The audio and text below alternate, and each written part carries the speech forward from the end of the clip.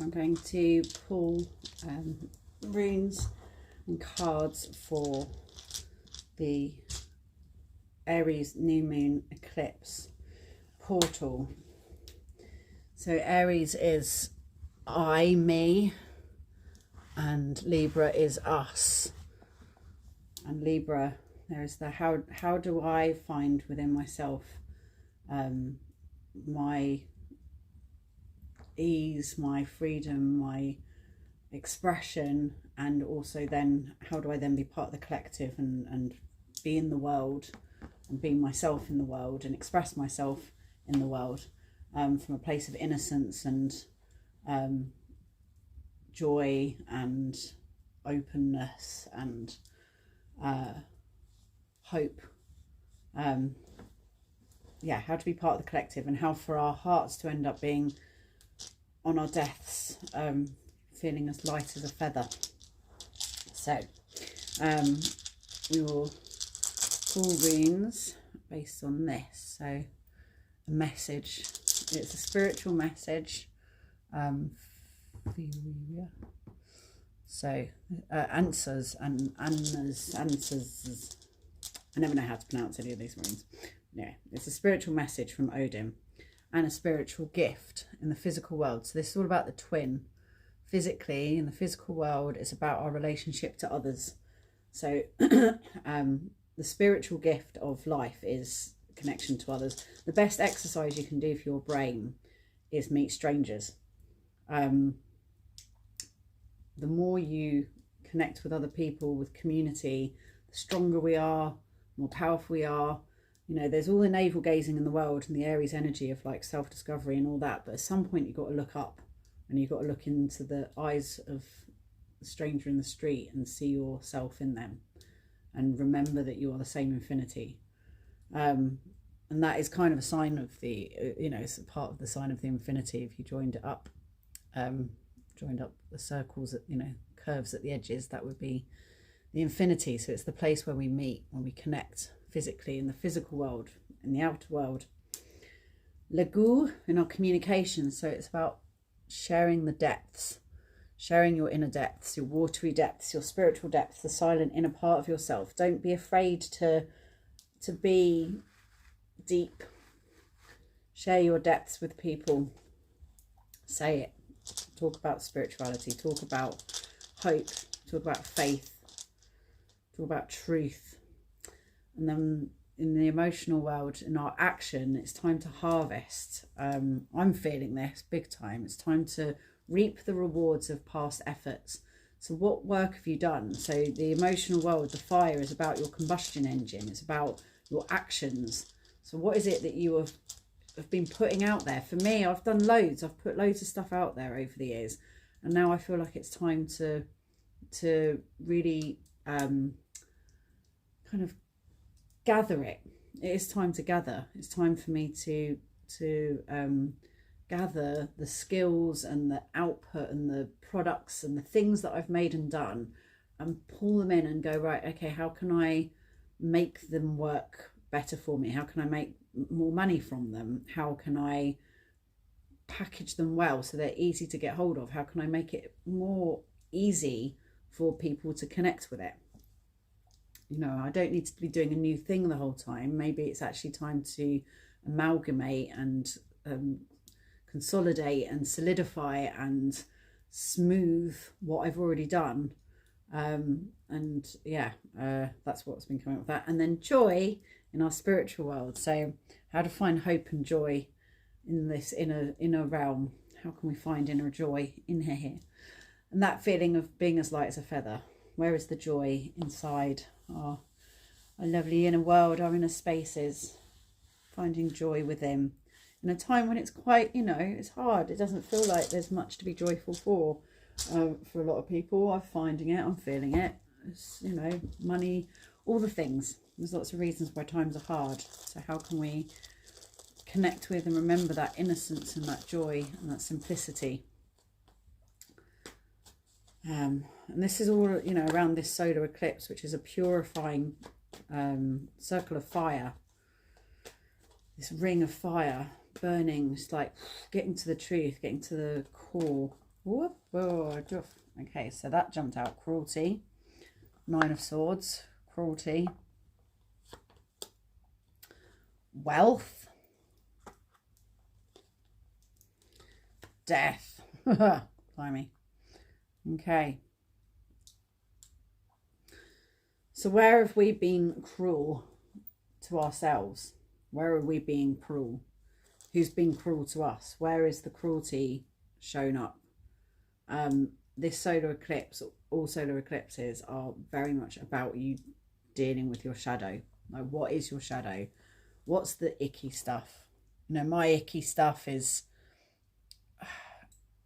my tussle with being powerful, and it's fear and ego. It's always fear and ego. Everything's always fear and ego.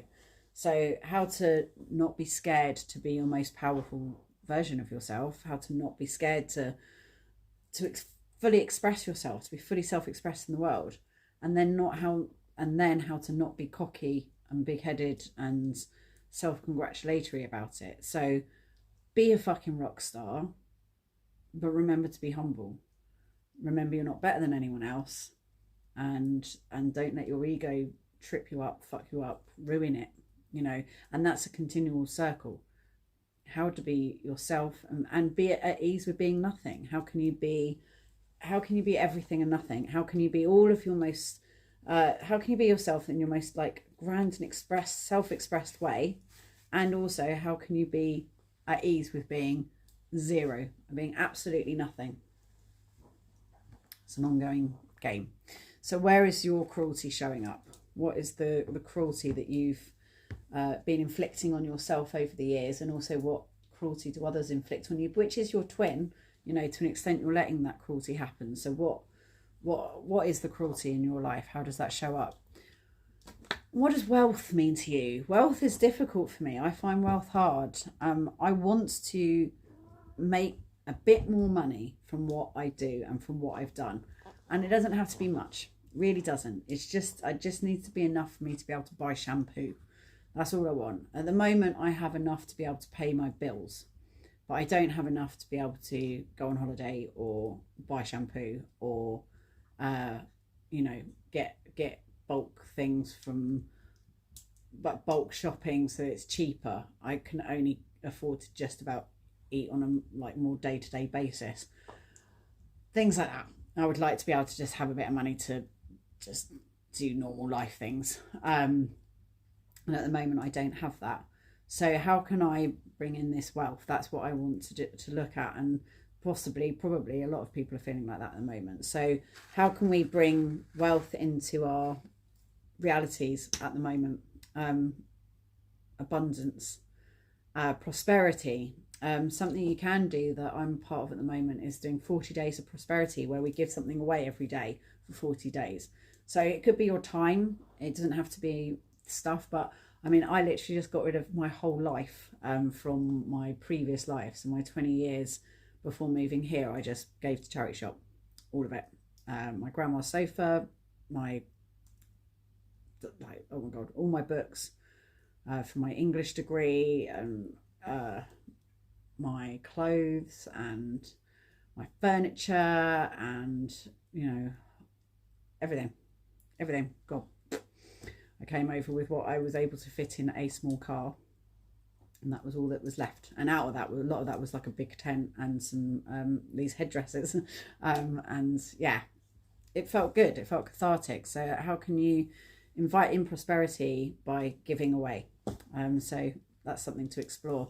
And then we have the Death card. Now, this card and the Hangman and the Tower are always very exciting cards to receive, because these are about the real big life-changing things. So this is a card for transformation, full-blown transformation, such full-blown transformation that it's life-changing. And I would like a life-changing transformation around wealth. It doesn't mean I don't want to be like crazy super rich or famous. I don't want those things, because they wouldn't be good for me. And I just want to enough of both, enough of like acknowledgement and notoriety to have some kind of voice and some kind of impact and input, I would like to be of service in a way that is reaching as many people as possible. And I'm at peace with it being 1 or 2 people. Like, it doesn't matter. I'm also at peace with being the silent healer. That feels like it's a karmic aspect of my reality. Fine with that. Love it. Part of it, whatever. I'm going with that. It's fine. But I would love to just earn a little bit more money from it. That would be amazing. That's the, like, it feels like it would be a step forward to do that. So then I'm just going to pull a card for a little nudge in the direction of where to head for these things. And I have the Edge Walker. So the Edge Walker. So walking on the edges of things, which, you know, if you're involved in this kind of work, you probably are. Walking on the edges of reality, of society, being edgy. There's nothing wrong with being edgy, and it's something that is coming up a lot with being in the government and stuff here, Chief Police, that I don't fit into the norms of what politicians are, and like hobnobbing with all these rich people. And I just was like openly saying that I lived in squats in Berlin last night at this very fancy meal with basically kind of like the royal family. You know, I saw where Prince Charles sleeps, and when he next comes over, that's where he'll sleep. And having dinner with these people, and I'm just like, yeah, I lived in a squat in Berlin. And the guy was like, wow, this must be a first to have someone who lived in a squat in Berlin being here. And there we have the card Fierce. So yeah, be fierce, be scary, be powerful, be Kali energy. Be big and scary, take up space, don't be afraid to express yourself, and just fully embrace being fucking mental. Which I am doing, I'm enjoying doing, and yeah, hopefully you're feeling that yourselves. It's very Aries, that's a very Aries vibe. I'll take a photo of this to share as well, so you'll be able to see it. And the archetype, oh, look at that, abundance, no way. Oh yeah, the cats are about to start screaming, so I apologise if there's any screaming cats suddenly. I've not seen this card before. I'm going to read out what it says.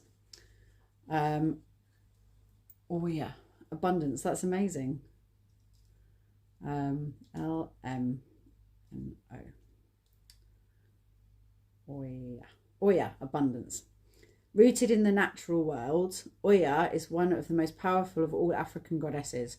She governs over thunder, rainstorms, and the winds of inevitable change. Death card. Bringing forth inner and outer transformations, which is the inner and outer infinity symbol again.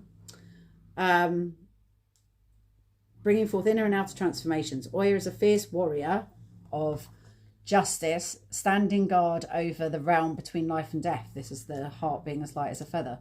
With a wave of her hand, she can conjure hurricanes throughout the Caribbean and tornadoes across West Africa. Her affinity for clairvoyance and the magical arts has led many to call her the great mother of the elders of the night, and she speaks the truth no matter how hard it may be to hear. Wow, that's all, I mean, spot on. Oya storms interview to confirm that abundance is on its way.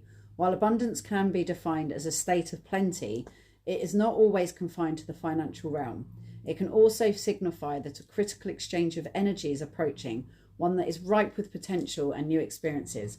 Do not fear that your abundance can be taken away from you, as it surrounds you in the form of energy, nature, and love.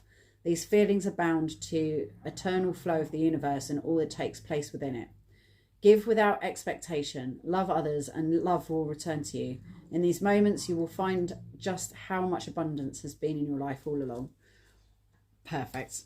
I want to read that every day. Excellent. That's amazing. Yes, yes, yes. Happy new moon in Aries, eclipse, portal, fabulousness. I hope you all have a lovely, restful evening, and let's get on.